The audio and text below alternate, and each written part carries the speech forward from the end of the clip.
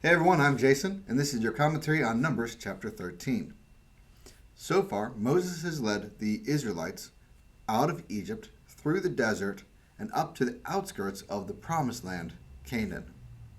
In this chapter, we see that he's going to send in 12 spies, or leaders of the different tribes, in order to check out the land.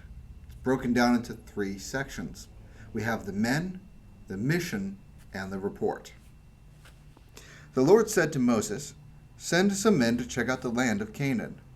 I am giving it to the Israelites. Send one leader from each of Israel's tribes." So Moses sent them out from the desert of Paran. He sent them as the Lord had commanded. All of them were leaders of the Israelites. Here are their names. There was Shammua from the tribe of Reuben. Shammua was the son of Zaccur. There was Shaphat from the tribe of Simeon. Shaphat was the son of Hori. There was Caleb from the tribe of Judah. Caleb was the son of Jephunneh. There was Egal from the tribe of Issachar. Egal was the son of Joseph. There was Hosea from the tribe of Ephraim. Hosea was the son of Nun. There was Palti from the tribe of Benjamin. Palti was the son of Raphu. There was Gadiel from the tribe of Zebulun. Gadiel was the son of Sodi. There was Gadi from the tribe of Manasseh. Gadi was the son of Susi. Manasseh was the tribe of Joseph. There was Amiel from the tribe of Dan. Amiel was the son of Gemali. There was Sethur from the tribe of Asher. Sethur was the son of Michael. There was Nabi from the tribe of Naphtali. Nabi was the son of Vapsi. There was Guiel from the tribe of Gad. Guiel was the son of Maki. These are the men Moses sent to check out the land. He gave the name Joshua to Hoshea, the son of Nun. These are the 12 men that God's sending out. They're the leaders of the people. First of all, these are very difficult names to pronounce. When it comes to Scripture, there's a lot of things that are just not of our culture, not of our language. And so have fun with it. Try and say the names for yourself. It's okay if we get it wrong. The important thing is that God knows their name, and He has put them here. One thing to note is that later on, the report that these men bring back are going to greatly impact the people.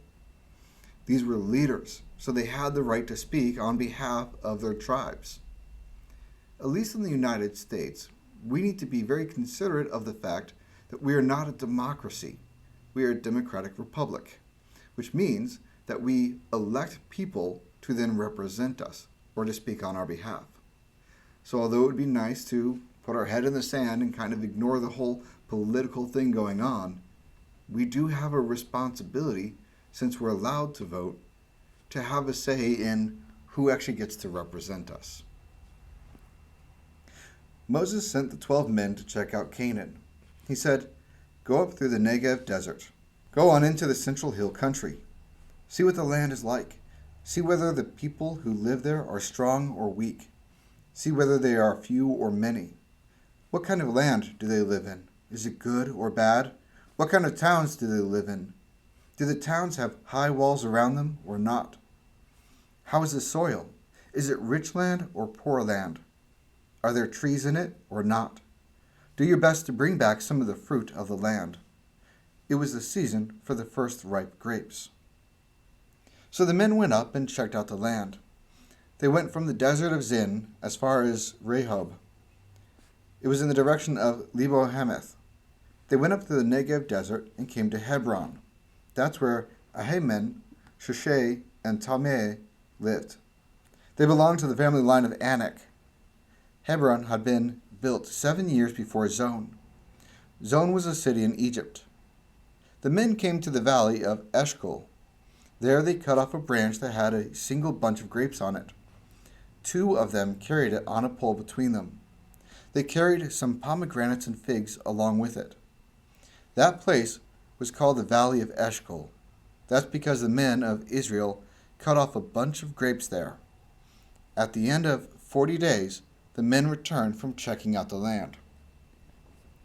So their mission was to go into the land and see what it was like. They wanted to know where the different cities were located, what type of fortifications they had, who they were going to go up against. But they also wanted to know what were the rewards, the benefits of going into this land. So they found grapes that were so large that 2 men had to carry a cluster of them. The land was truly flowing with milk and honey, and that just means that it was a prosperous place. It was really the promised land that God was sending them into. The men came back to Moses, Aaron, and the whole community of Israel. The people were at Kadesh in the desert of Paran. There the men reported to Moses and Aaron and all the people. They showed them the fruit of the land. They gave Moses their report. They said, "We went into the land you sent us to. It really does have plenty of milk and honey. Here's some fruit from the land. But the people who live there are powerful. Their cities have high walls around them and are very large. We even saw members of the family line of Anak there. The Amalekites lived in the Negev desert. The Hittites, Jebusites, and Amorites live in the central hill country.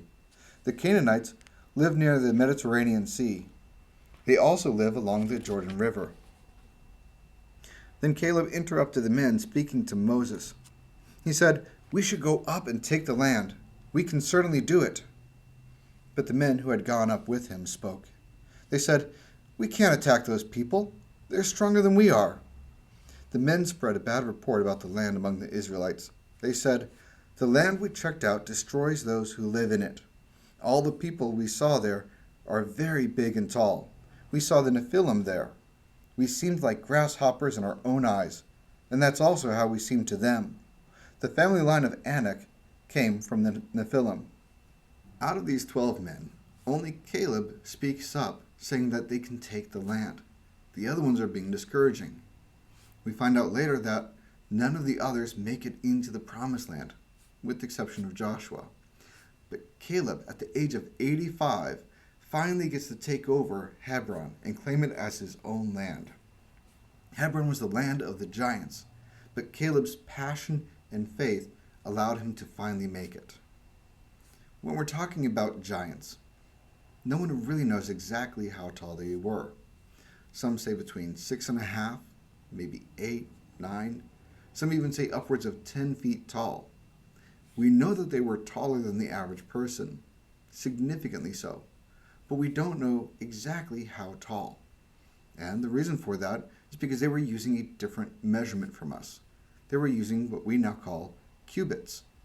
But cubits weren't standardized. How long was a cubit exactly? This allows for a number of different interpretations about their actual height. And the reference here, when the Israelites are saying, "We felt like grasshoppers in their sight," it's figurative speech. It just meant they were taller than us. We were afraid.